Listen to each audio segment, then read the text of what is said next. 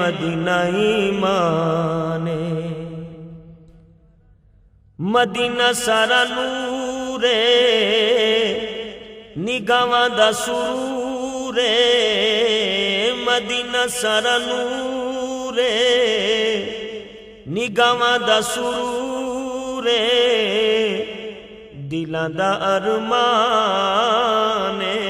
مدینہ ساڈی جان دلاں دا ارمان مدینہ ساڈی جان مدینہ ساڈی جان مدینے دی بہار تو آقا دے ہر یار تو مدینے دی بہار تو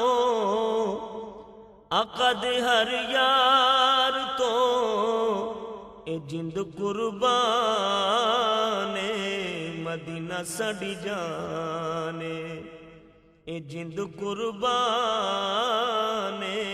مدینہ ساڈی جان مدینہ ساڈی جان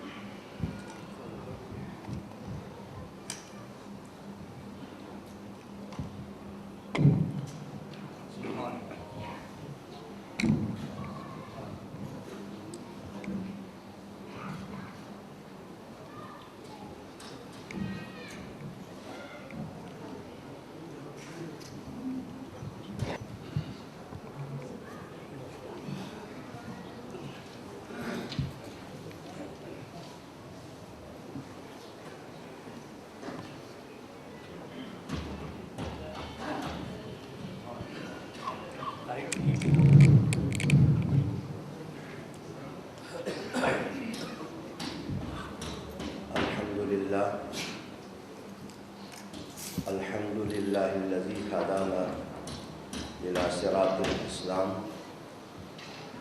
والصلاة والسلام على سيد الأنام وعلى آله وإخوته وصحبه البررة الكرام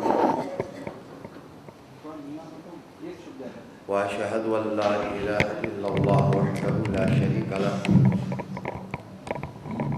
وأشهد أن محمدًا عبده ورسوله أما بعد فأعوذ بالله من الشيطان الرجيم بسم الله الرحمن الرحيم إن الله وملائكته يصلون على النبي يا أيها الذين آمنوا صلوا عليه وسلموا تسليما اللهم صل وسلم على سيدنا ومولانا محمد وعلى آل سيدنا ونبينا ومولانا محمد وبارك وسلم صل عليه حمد و صلات کے بعد انتہائی عزت کے لائق اور انتہائی احترام کے لائق حضرات علماء کرام مشائخ اعظام برادران دین و ملت اللہ تعالیٰ کا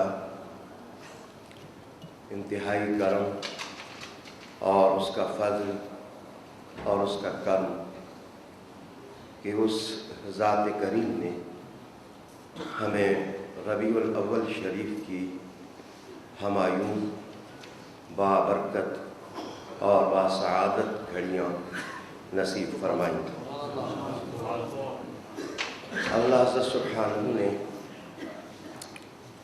ربیع النور اور ربیع الاول شریف کو انسانیت اور آدمیت کے کارواں کی ہدایت کا سبب بنا دیا۔ آج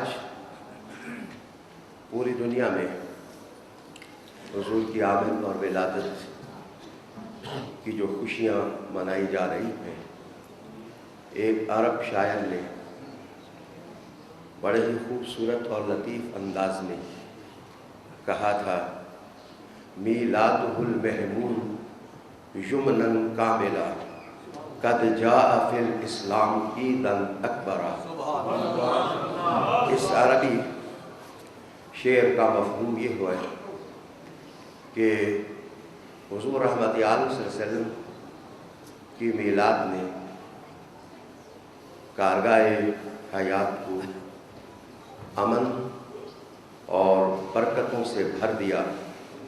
بلا شبہ حضور کی آمد کی خوشیوں کو دیکھ کر محسوس ہوتا ہے کہ دنیا میں سب سے بڑی عید میلاد النبی ہی ہے۔ نعرہ تکبیر، نعرہ رسالت، جشن عید میلاد النبی۔ گرامی قدر سامعین، اللہ تعالیٰ نے مسلمانوں کو دو ایسی نعمتوں سے نوازا ہے کہ پوری دنیا کے انسان خواہ اگلے ہوں یا موجود لوگ ہوں یا آنے والے ہوں، وہ ان نعمتوں کا اندازہ کرنے سے عاجز ہیں۔ یہ مقدر اللہ تعالیٰ نے صرف غلامان رسول کو عطا کیا ہے۔ ایک نعمت ہے اللہ تعالیٰ کی کتاب کی، قرآن حکیم کی اور فرقان مجید کی، اور دوسری نعمت ہے حضور انور صلی اللہ علیہ وآلہ وسلم کی ذات بابرکات کی۔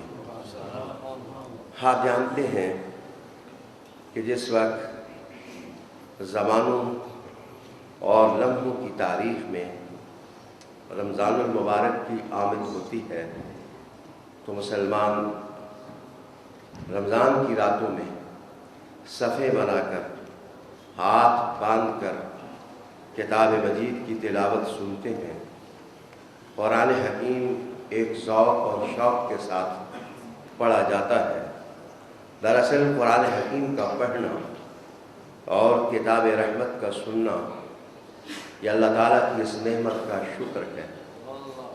اور جب زمانے میں ربیع الاول شریف آتا ہے تو دنیا بھر کے سمجھدار لوگ رحمت عالم کی صورت میں جو اللہ نے نعمت دی ہے اس کا اظہار تشکر کرنے کے لیے کبھی نعتیں پڑھتے ہیں، کبھی نعتیہ زمزمیں سنتے ہیں، حضور کی سیرت کا تذکرہ ہوتا ہے، رحمت عالم کی محامد کا بیان ہوتا ہے، حضور کی فضیلتیں بیان کی جاتی ہیں، لوگ رحمت عالم کی فضیلتیں سنتے ہیں۔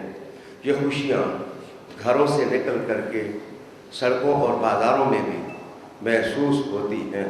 مسلمان چھوٹے ہوں یا بڑے، پڑھے لکھے ہوں یا ان پڑھ، امیر ہوں یا غریب ہوں، ان کی اداؤں سے پتہ چلتا ہے کہ وہ محمد عربی کی آمد پر خوش ہیں، اور ان کی یہ خوشی صرف اور صرف زبان کے اظہار سے محسوس نہیں ہوتی، ان کے دل کی دھڑکنیں بھی یاد رسول سے آباد ہو جاتی ہیں، ان کے سانسوں کی آمد و رفت میں بھی عشق رسول محسوس ہونے لگ جاتا ہے۔ وہ پختہ عہد کرتے ہیں، وہ پیمان مانتے ہیں کہ وہ اس مادی دنیا میں حضور کا بن کر کے جئیں گے۔ رحمت عالم صلی اللہ علیہ وآلہ وسلم کی اتباع ان کی منزل ہو جاتی ہے۔ وہ دنیا کے تبیز تاریکیوں میں محمد عربی کی ولادت بنا کر کے ایک ایسا چراغ کرتے ہیں جو کاروان انسانیت اور قافلہ یابیت کے لیے پیغام بن جاتا ہے کہ اے دنیا بھر کے انسانوں، اگر تم سدھرنا چاہتے ہو، اگر تم بننا چاہتے ہو تو تمہارے بننے کے لیے ایک ہی نسخہ ہے کہ تم محمد عربی کی غلامی کا گلادہ گلے میں ڈال دو۔ رحمت عالم صلی اللہ علیہ وسلم کی سچی سیرت اور آپ کا اسوہ حسنہ اور آپ کی حیات اقدس تمہارے لیے دنیا میں بھی فیض المرامی کا پیغام بن جائے گی اور آخرت کی نجات کا تصور بھی محمد عربی صلی اللہ علیہ وآلہ وسلم تمہیں عطا کریں گے۔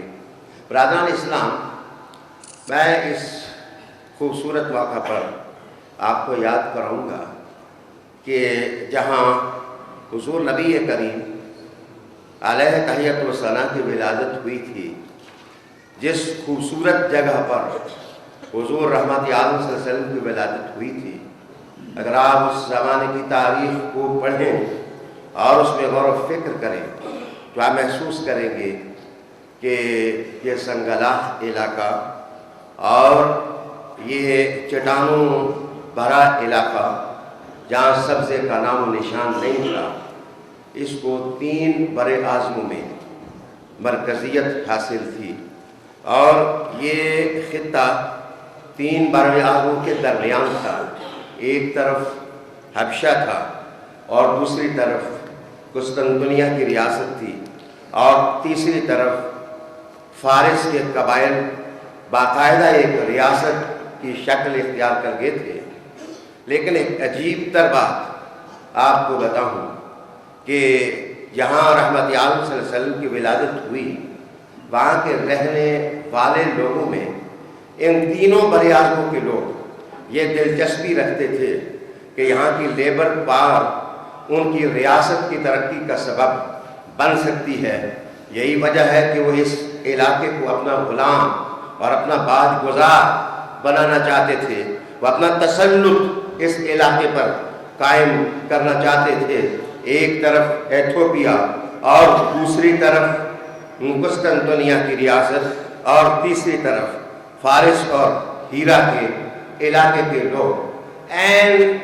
جس وقت 2 تہذیبوں کا ٹکراؤ ہو رہا تھا، اس وقت جس وقت 2 طرز کی ریاستیں ایک دوسرے کے ساتھ الجھنے کے لیے تیار تھیں، اور انسانیت کے طبقات میں اتنا فرق پڑ چکا تھا کہ غریب لوگ امیر لوگوں کے ساتھ بیٹھنے کا تصور بھی نہیں کر سکتے تھے۔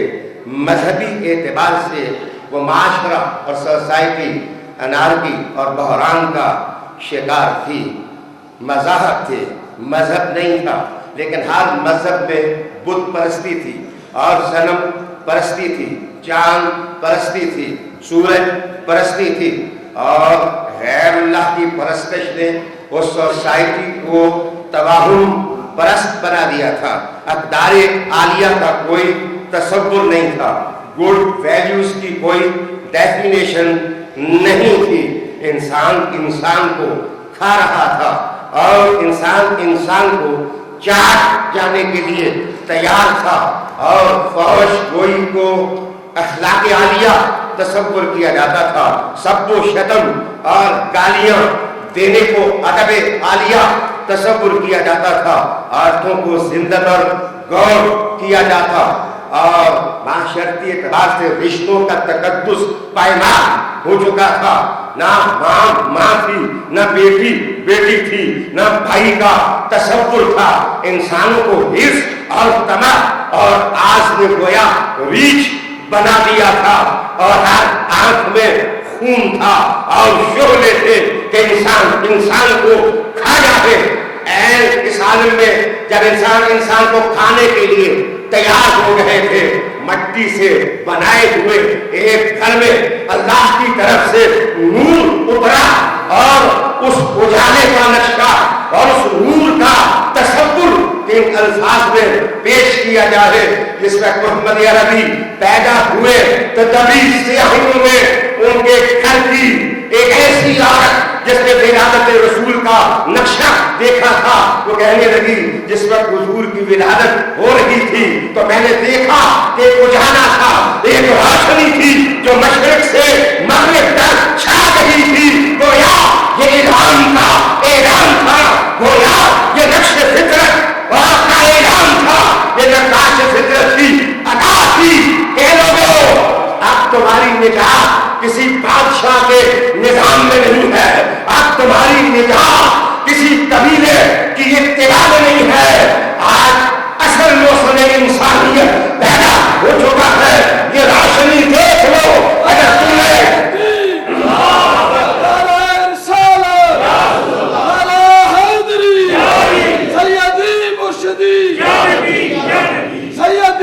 مرشدی اگر تم نے اپنے مقدر کی طبیعی سیاہیوں کو اجالوں سے بدلنا ہے تو آہو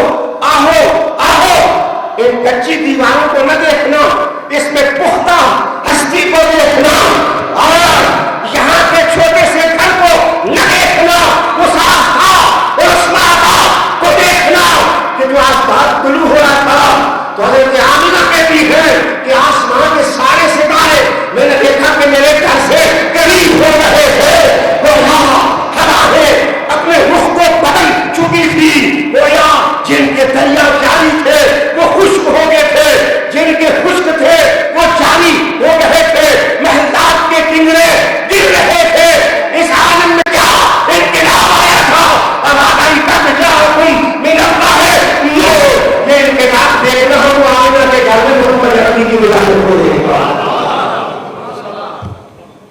گرامی قدر سامعین، حضور نبی کریم رؤوف الرحیم علیہ تحیۃ و ثناء کی ولادت ہوئی، اور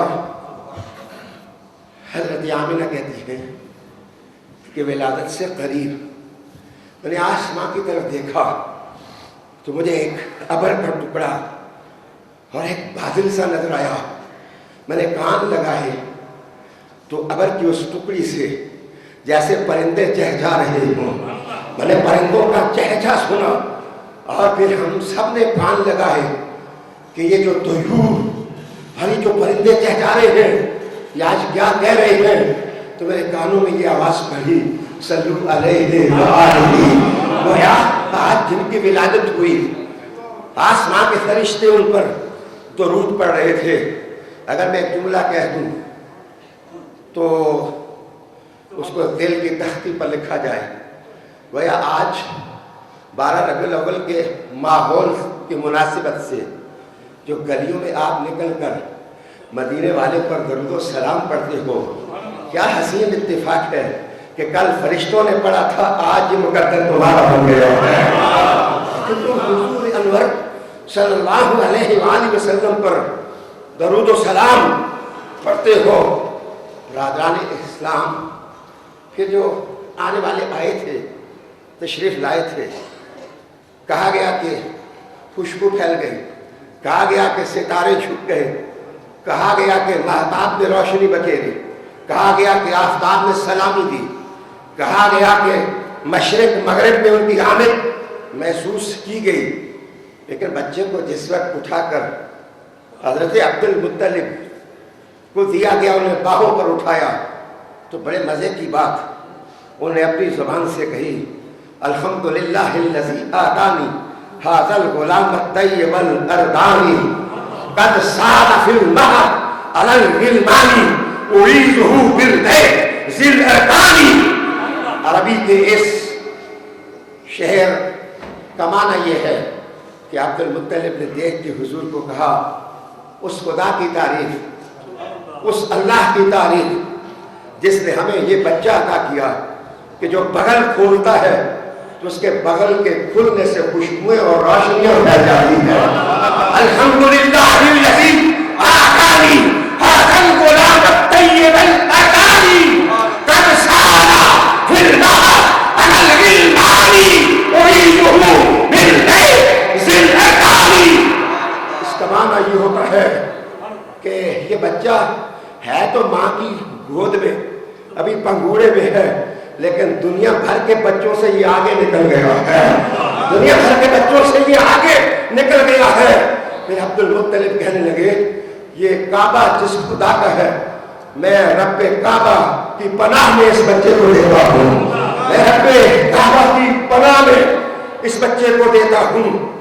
رحمت عالم علیہ السلام سے پہلے بھی دعوات بھی تھیں، پیغمبری کے سلسلے بھی تھے، رشد و ہدایت کے پیغامات بھی تھے، انسانیت کے محسن دنیا میں آئے تھے، اور وہ کم حسین نہیں تھے، ان صفوں میں یوسف جیسا حسین بھی تھا، ان میں ابراہیم جیسے دعوت دینے والے بھی تھے، اور ان میں اسماعیل جیسی ہستیاں بھی تھیں، اور ان میں صبر ایوب بھی تھا، اور ان میں گریہ آدم بھی تھا۔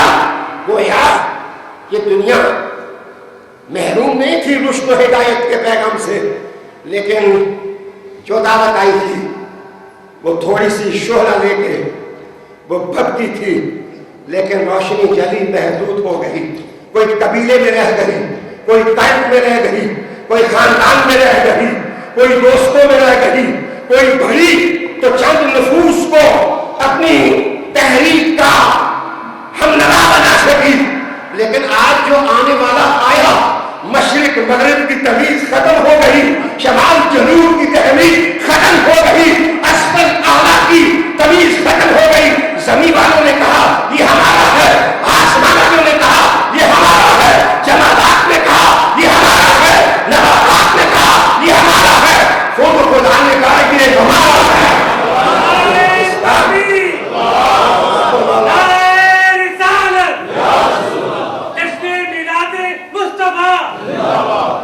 رسول کریم علیہ تحیت و ثنا نے گہوارہ مادر سے لے کر بازار مکہ تک، بازار مکہ سے لے کر غار حرا تک، غار حرا سے لے کر بازار طائف تک، بازار طائف سے لے کر غار ثور تک، غار ثور سے لے کر راہ مدینہ تک، راہ مدینہ سے لے کر منبر کے علو تک، منبر سے لے کر قانون بانی تک، اور قانون دانی تک، قانون بانی سے لے کر کے رسم تک، گوروں کی آواز سے لے کر تخلیے اور زاویے کی عبادت تک۔ میرے مصطفیٰ نے منبر پر چڑھ کر کہا لوگوں تم نے جو پہلے دیکھا تھا وہ محدود تھا، اگر آج ہر وصف چاہیے، زندگی کا ہر حسن چاہیے تو اب میری طرف آؤ، میری غلامی کے پرانے کو گھرے میں ڈال دو، میں خدا دے گا اور خدا تو ہر دنیا کی دولت عطا کر دے گا۔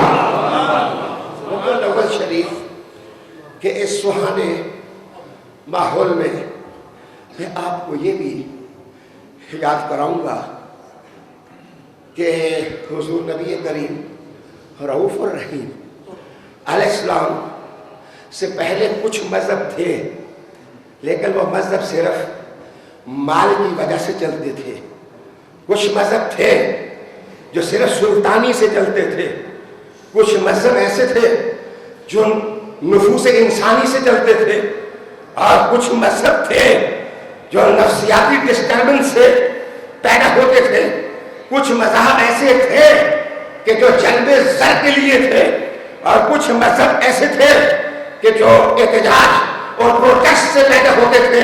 میرے مصطفیٰ نے فاران کا خطیب بن کر جس کا خدائی عطاؤں کا صحرا پہنا اور انسانیت کی صفوں کے سامنے میرے حضور کھڑے ہوئے تو حضور نے گویا یہ اعلان کر دیا جو مذہب دولت سے پیدا ہوتا ہے دولت ختم، مذہب ختم، جو مذہب یہ تاج خسروی سے پیدا ہوتا ہے سلطانی ختم، مذہب ختم، جو مذہب نفوس انسانیت سے پیدا ہوتے ہیں لوگوں کا جھنڈا ختم، مذہب ختم۔ محمد عربی نے کہا میں وہ محمد ہوں کہ جب آیا ہوں باپ پہلے ہی اٹھ گیا تھا، ماں اللہ کو پیاری ہو گئی، میں نے یکمت کے دن دیکھے، میں صحراؤں میں بلا، میں لوگوں کے درمیان بیٹھا، اور میں درمیان بیٹھ کے اے آنے والے تو کیا عظیم تھا کہ سب میں بیٹھا، سب سے ممتاز، سب کے درمیان بیٹھا، سب سے منفرد، سب سے باتیں کی،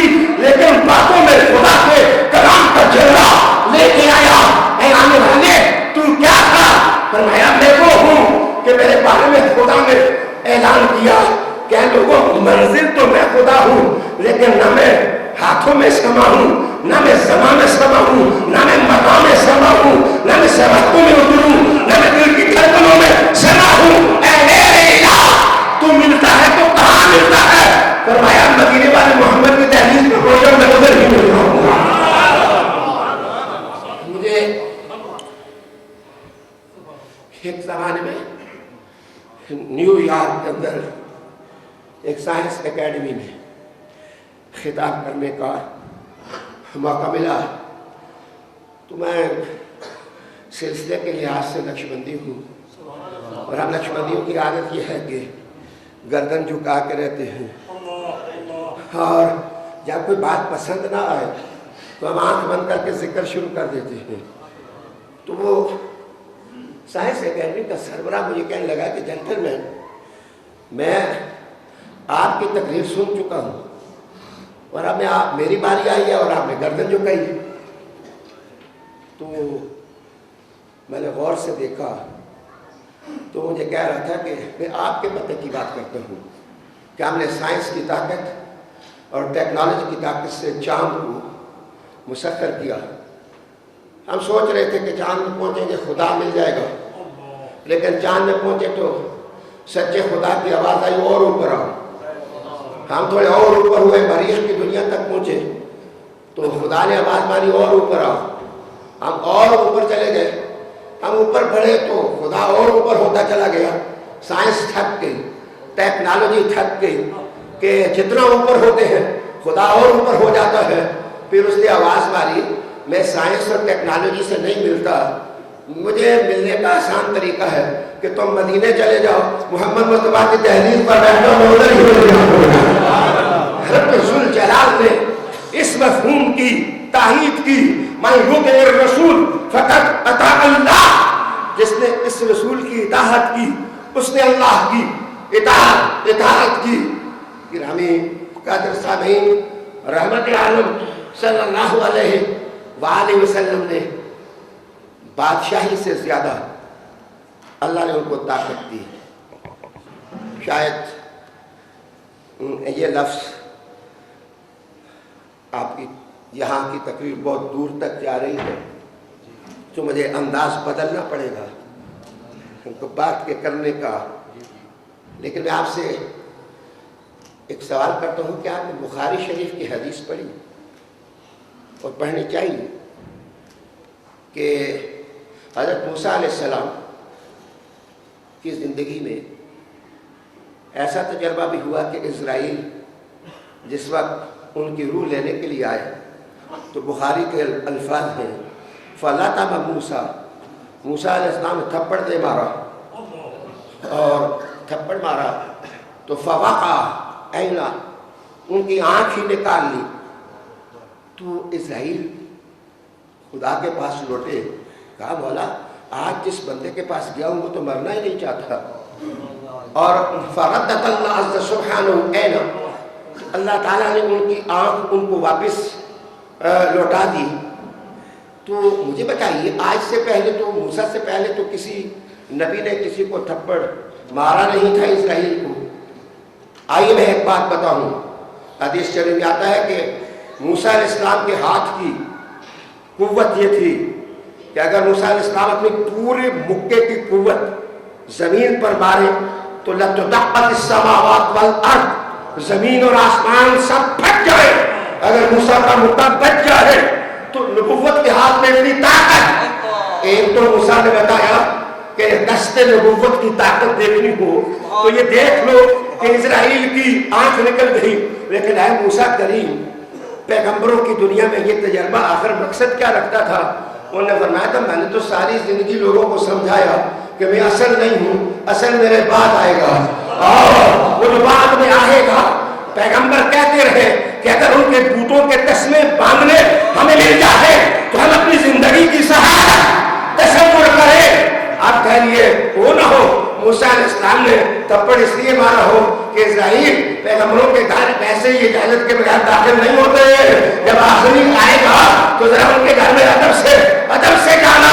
यही वजह है कि जब इज़राइल दहली में मोहम्मदिया पर आए तो अस्सलाम कहा और बीबी पाक फातिमा ज़हरा ने मुस्तफा करीम को कहा कि बाबा आज कोई आने वाला आया कि इजाजत मांगता है। हुजूर ने कहा बेटी ये जो आता है इजाजतें नहीं लेके आता, ये सिर्फ तेरे बाबा से इजाजत लेके आता है। आइए मैं कहना ये चाहता हूँ, हुजूर से पहले का कोई नबी हो तो हाथ में ताकत इतनी हो कि बादशाह और बादशाहत के तन तले और हमें उस ताकत का तसव्वुर न कर सकते हो।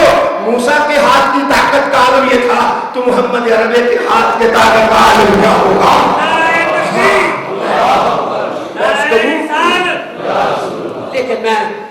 بات آپ کو بتانا چاہتا تھا وہ ایک سیرت کا نقطہ تھا.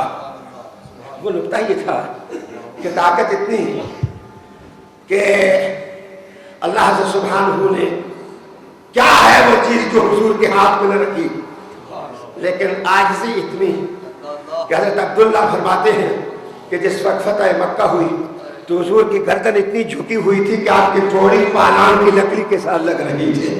رحمت عالم صلی اللہ علیہ وآلہ وسلم کی مبارک چوڑی اونٹ کے جو پالان ہوتی ہے اس لکڑی کے ساتھ لگی جا رہی تھی، اور ایک آتے بندے نے حضور کی لگام پکڑ لی، اور لگام پکڑی تو حضور نے اس طرح دیکھا تو آنکھوں میں اس قدر جلا، اس قدر تن کھنک، اس قدر دبدبا، کوئی ان کی عاجزی دیکھے یا کوئی ان کا دبدبا دیکھے، کوئی ان کی تن کھنک دیکھے، کوئی ان کی شہامت دیکھے، کوئی ان کی سعادت دیکھے.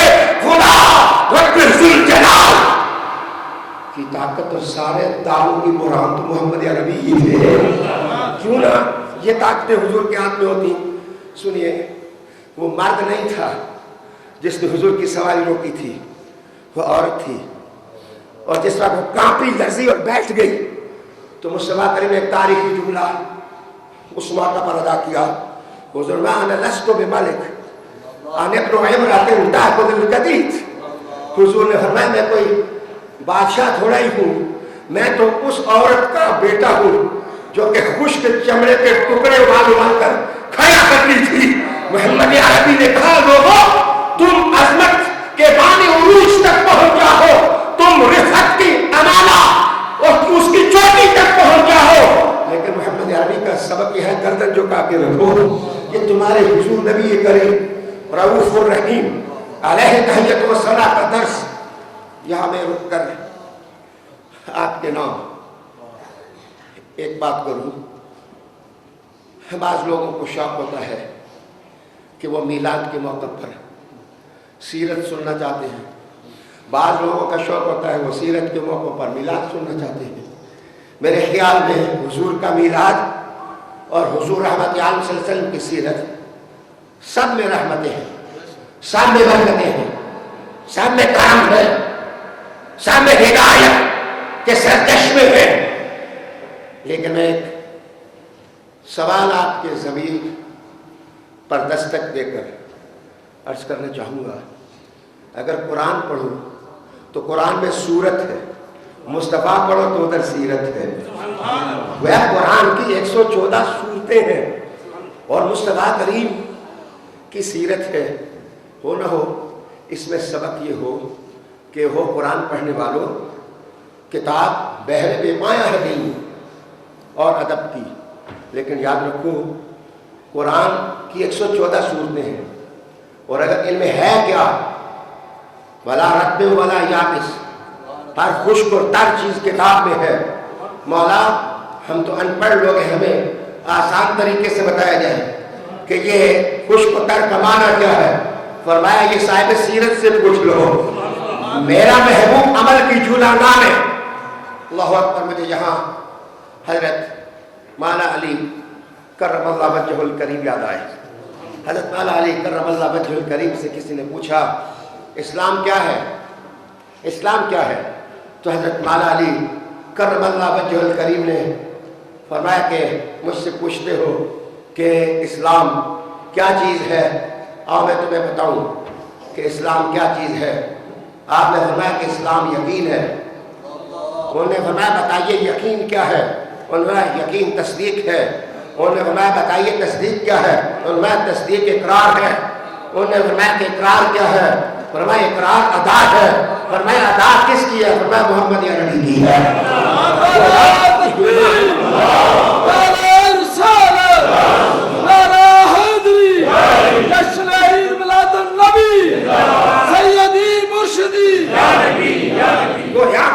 ایمان کا مرکز دیکھنا ہو یا اسلام کا مرکز دیکھنا ہو یا اعمال صالحہ کا مرکز دیکھنا ہو یا تہذیب اور تمدن کا مرکز دیکھنا ہو تو تمہیں ایک طرف صاحب مدینہ محمد عربی کی طرف دیکھنا ہوگا.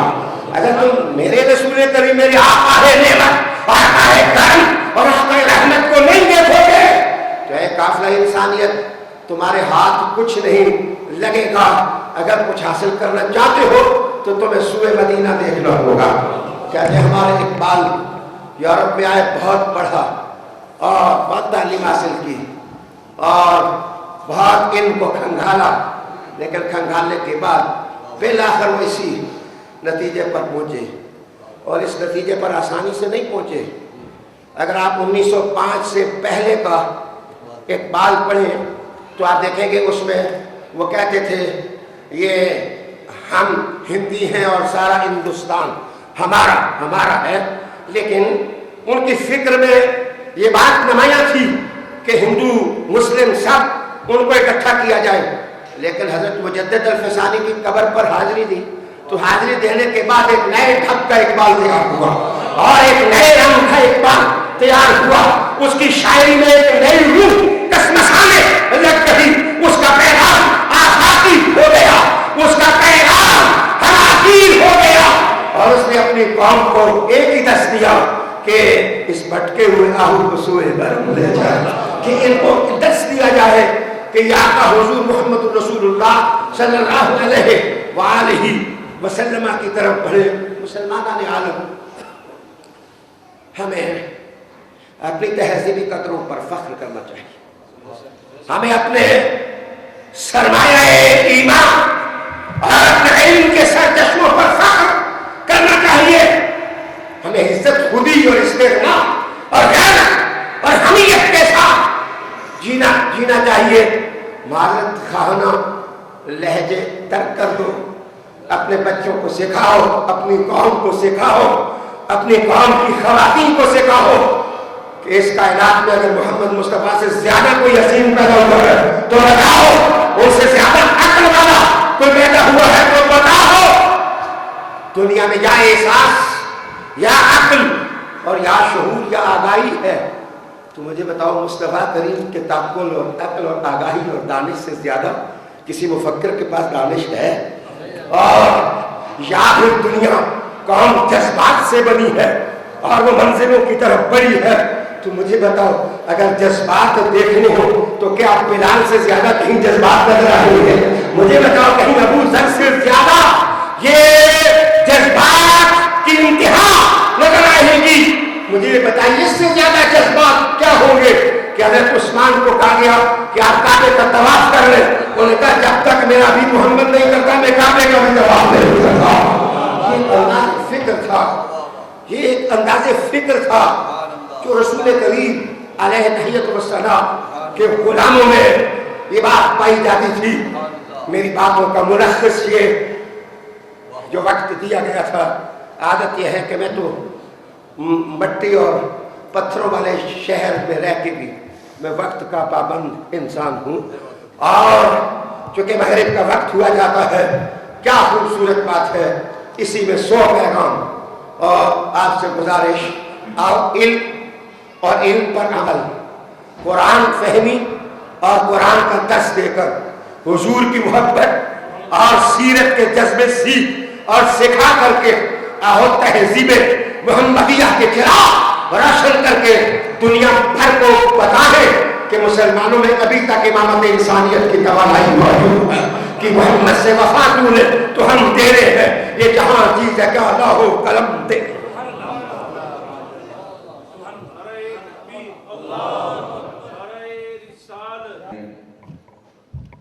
اللہ کے فضل و کرم سے ہماری جماعت میں ایسے مفکرین مدبرین اللہم صلی علی سیدنا محمد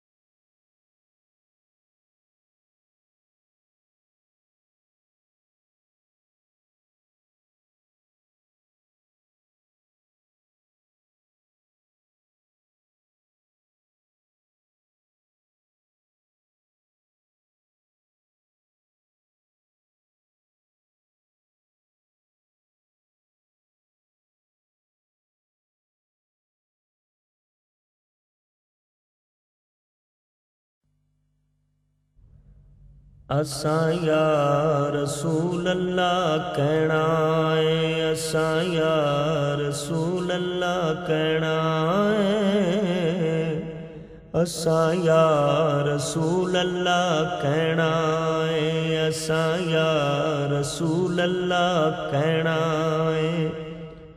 دنیا دی نظروں بچ بچ کے،